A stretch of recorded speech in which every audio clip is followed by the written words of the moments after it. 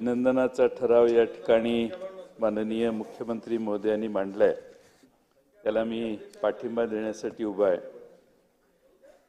आपण मागची 2.5 वर्ष अतिशय उत्तमपणाने महाराष्ट्राच्या विधानसभेत अध्यक्षपदावरून काम केलं आणि या 2.5 वर्षामध्ये सर्व बाजूंनी जे बोललं जातं ते ऐकावं अशी भावना मी तिकडे एकदा असताना व्यक्त केलेली होती। कारण इकडे एकदा होतो पूर्वी आम्ही, त्यावेळी आम्हाला असं वाटायचं की अध्यक्षांना डाव्या बाजूने ऐकायला कमी येतं।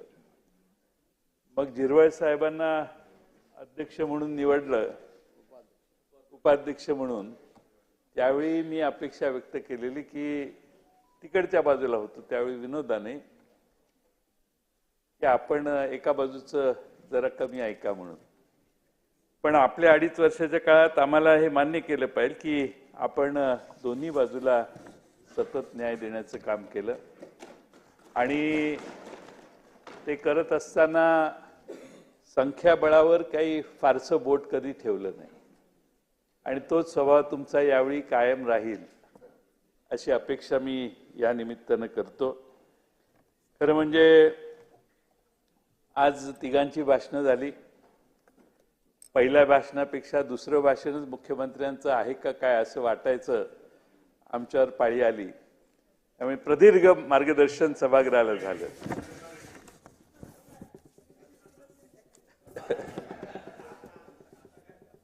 त्यामुळे आपल्या सभागृहामध्ये माननीय मुख्यमंत्री महोदयांनी ज्याचा उल्लेख केला तो आपला कुलाबा विधानसभा मतदारसंघ माझ्या माहितीप्रमाणे महाराष्ट्रातला सगळ्यात लहान मतदारसंघ आहे आणि सर्व जाती धर्माची लोक आपल्या या मतदारसंघात राहतात। मासे मारणारे कोळी समाजाचे आमचे बांधवही याच समाजात या भागात राहतात। आपल्या मतदारसंघामध्ये समुद्रातून रिफिलिंग करून तिथं झोपडी बांधणारी लोक देखील याच मतदारसंघात राहतात। त्यामुळे अतिक्रमण कसं करायचं याचा आदर्शही याच मतदारसंघात आहे। मी आपल्या याच्याकडे लक्ष यापूर्वी वेधलेलं होतं आणि त्यांनी त्यात लक्ष घातलेलं होतं। पण सर्व प्रकारचा हा मतदारसंघ आहे, त्यात आपण पुन्हा दुसऱ्यांदा निवडून आला याबद्दल मी आपलं अभिनंदन तर करेनच, पण दुसऱ्यांदा निवडून आल्यावर सलग विधानसभेचे अध्यक्ष म्हणून आज आपली निवड होते। मी आपल्याला नेहमी खाजगीत सांगायचो की परत संधी मिळाली की आपण मंत्री व्हा म्हणून, आणि मी त्यांना सारखा सल्ला द्यायचो की तुम्ही मंत्री झालेलं जास्त चांगलं होईल आणि आपल्या पक्षाचा निर्णय येतो, त्यामुळे मला त्या बाबतीत खोलात जायचं नाही। पण आज पुन्हा अध्यक्ष म्हणून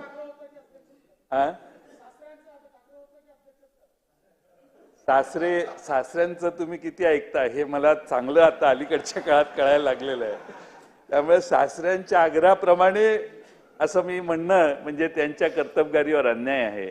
त्यांनी त्यांचं पद हे स्वतःच्या कर्तबगारीवर मिळवलेलं आहे आणि त्यामुळं या छोट्याशा मतदारसंघात आमचा हा विधानभवनाचा हा एरिया येतो आणि या विधानभवनाची आपण अध्यक्ष झाल्यापासून जी काळजी घेतलेली आहे ती अतिशय उत्तम दर्जाची घेतलेली आहे, ज्याचा माननीय अजित पवार यांनी उल्लेख केला। आणि दालनं तर सुरेखच केलेली आहेत, पण आपल्याकडे आल्यानंतर अनेक वाद घालण्यासाठी येणारे सगळे आपण गरम कॉफी देऊन शांत करून बाहेर घालवलेले अनेक 2.5 वर्षात त्याचा आम्ही सगळ्यांनी अनुभव घेतलेला आहे। एक मासे पण खाऊ घातले, पाहिजे तर जेवणही दिलं आणि जी बिझनेस ॲडवायझरी कमिटीची मीटिंग व्हायची त्याचा दर्जा एवढा उंच गेला बाकीच्या सगळ्या व्यवस्था असल्यामुळं की आपणच अध्यक्ष राहावं असे मनोमनी आम्हाला तेव्हापासून वाटत होतं। आधी सांगितलं असतं तर वेगळा मेन्यू ठेवला असता।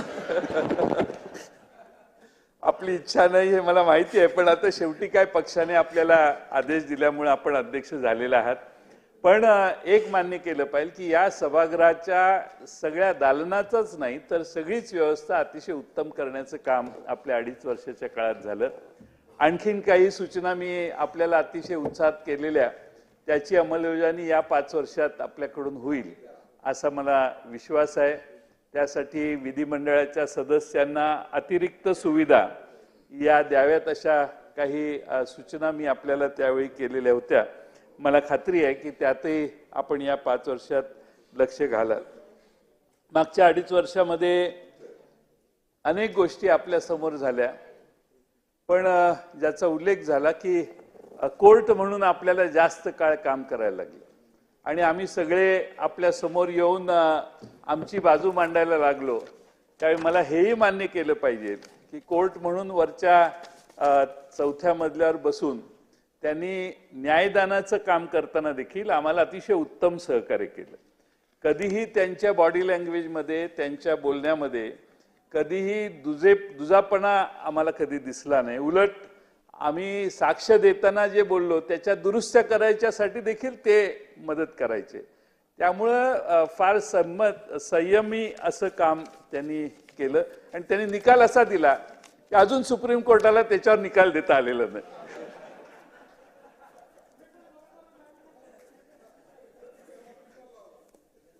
सुप्रीम कोर्टाचा निर्णय, यांनी जो निर्णय दिला त्याच्यात सुप्रीम कोर्ट अजून विचार करतंय.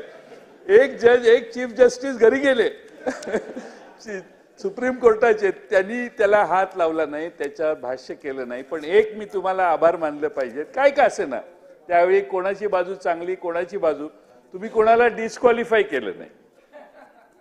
हा सगळ्यात विशेष महत्वाचं म्हणजे ते डिस्क्वालिफिकेशन होणं आणि परत त्यांनी आपल्या स्वतःची इंडिव्हिज्युअल लढाई करत बसणे. त्यामुळे त्याबद्दलही उशिरा का होईना मी तुमचे आभार मानेन. आता सुप्रीम कोर्ट निकालच देत नाहीये, त्यामुळे आपले आभार मानणं आणि आपलाच निर्णय मान्य करून नवा डाव आता सुरू झालेला आहे. यामध्ये काम करायला सुरुवात करणं ही आमच्या समोरचा पर्याय आहे. पण आपल्या सगळ्यांना खरं म्हणजे एक चांगले अध्यक्ष मिळालेले आहेत, कायदा समजणारे अध्यक्ष मिळालेले आहेत आणि मला खात्री आहे की या 5 वर्षात अतिशय उत्तमपणाने सभागृहातलं कामकाज ते चालवतील. आमची विनंती एवढीच आहे की दादांनी भाषण केलं, आमचं काही तुम्हाला चॅलेंज नाही, तुमची संख्याच जास्त आहे.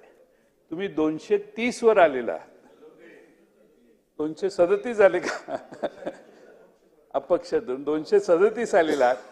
तुम्ही तिघांनी एवढं मोठं मन केलं पाहिजे की 237 आपल्या बाजूने तसं न समता 288 जणांचं हे सभागृह आहे. आता तुम्हाला विरोध करून करून आम्ही महागाईवर भाषणं केली महाराष्ट्रात, आम्ही बेरोजगारीवर भाषणं केली, आम्ही महिलांच्यावरच्या अत्याचारावर भाषण केलं. संविधान माझं जास्त जोर नव्हता त्यावर, पण जे जे मुद्दे आम्ही सभागृहात महाराष्ट्रातल्या जनतेमध्ये मांडले त्या जनतेनं त्यानंतर निर्णय दिलेला आहे. त्यामुळे आता चांगलं सरकार तुम्ही चालवाल अशी अपेक्षा आहे. पण मी पुन्हा येईन असं माननीय देवेंद्र फडणवीस साहेब म्हटले होते, पण 5 वर्ष ते आले नाहीत. ते आले पण दुसरीकडे बसले.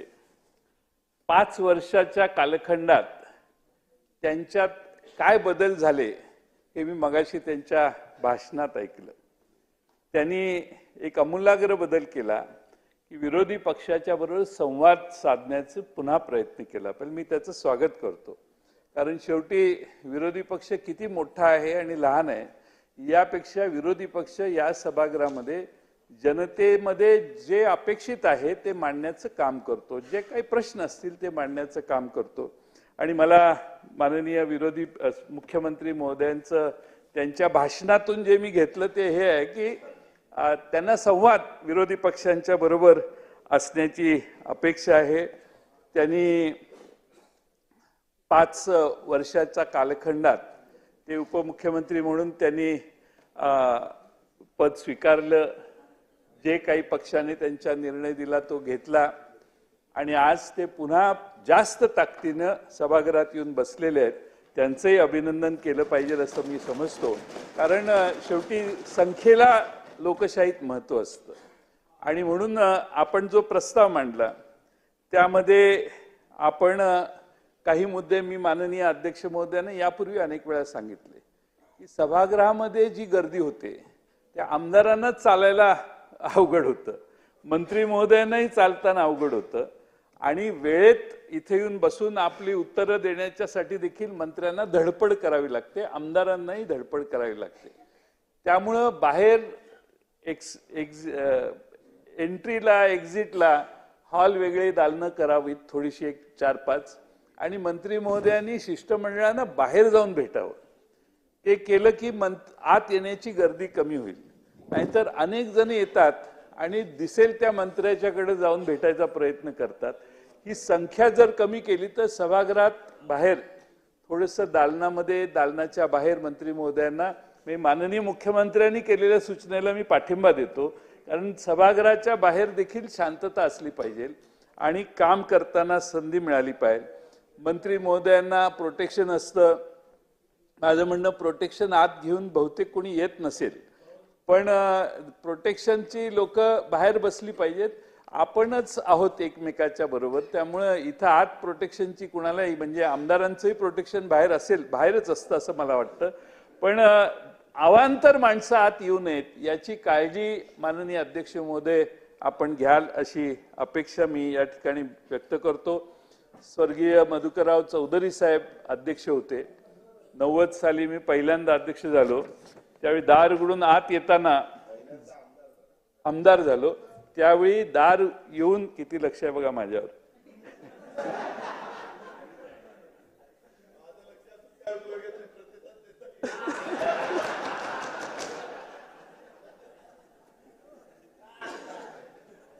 आमच्या पक्षाचा एक वाक्य आहे दादा, आपल्या पक्षाचं, योग्य वेळी योग्य निर्णय. अध्यक्ष महोदय उभे राहिले की बाहेरून आतून विधानसभेचे सदस्य आत येताना तिथंच उभे राहायचे. आता अध्यक्ष महोदय उभे राहतायत, अध्यक्ष महोदय बोलतायत, तरी निवांत येऊन गप्पा मारत उभा राहणं थोडीशी, आता 2.5 वर्ष मागच्या लॉटचा ठीक आहे, आता आपण कडक व्हा. आणि कुठल्याही विधानसभेच्या सदस्याला एक पत्र पाठवा आपण की या सभागृहात प्रोटोकॉल काय पाळायचा. सभागृहात बोलत असताना खाली बसून बोलणाऱ्यांची संख्या कशी कमी होईल हे बघितलं पाहिजे असं मला वाटतं. खाली बसून आपण, हो दोन्हीकडे मलाही लागू आहे, मलाही लागू आहे, पण खाली बसून बोलण्यापेक्षा बोलणाऱ्याला कमी वेळेत संधी द्यावी आणि त्याचं भाषण लवकर संपावं. अमेरिकेमध्ये आणि बाकीच्या देशामध्ये क्लॉक चालू असतं आणि बोलायला उभं राहिलं की 5 मिनिटात त्याला काय बोलायचं ते त्याला दिसत असतं की 5 मिनिटं संपतात. त्यामुळे एक स्टॉपवॉच एखादं लावावं की तुम्ही ठरवलं की दोन्ही बाजूनी एवढा वेळ आहे आणि प्रत्येक सदस्याला 15 मिनिटं, तर 15 मिनिटाचं क्लॉक इथं यांनी लावलं की 15 मिनिटात त्याचं भाषण संपवायचं, त्याला इंडिकेशन आले पाहिजे. कारण किती चर्चा किती काय करायची यालाही मर्यादा असते आणि प्रत्येकाला बोलायचं असतं. त्यामुळं असे काही नवीन नियम विधी गटनेत्यांची बैठक घेऊन आपण कराल असा विश्वास मी या ठिकाणी बाळगतो. या सभागृहामध्ये आपण पुन्हा अध्यक्ष झालात याबद्दल मी राष्ट्रवादी शरदचंद्र पवार पक्षाच्या वतीनं आपले मनपूर्वक अभिनंदन करतो. आपल्या सहवासात आमची 5 वर्षे कशी जातील हे कळणार नाही अशी अपेक्षा व्यक्त करतो आणि वारंवार आपल्या जेवणाचा आणि आपल्या पाहुणचाराचा लाभ आम्हाला मिळेल अशी अपेक्षा करून पुन्हा एकदा आपले अभिनंदन करतो आणि माझे 2 शब्द पूर्ण करतो.